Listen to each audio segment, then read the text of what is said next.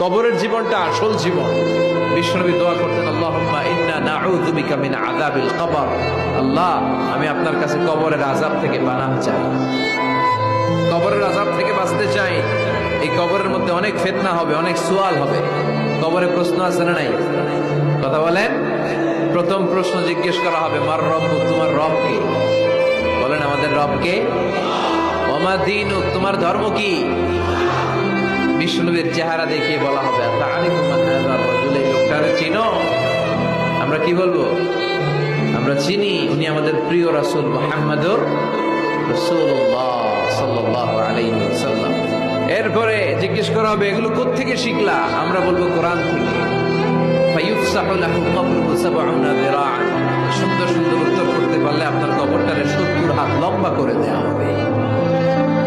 ইফতাহু লাহু বাবুন ইলাল জান্নাহ, জান্নাতের দিকে একটা দরজা লাগিয়ে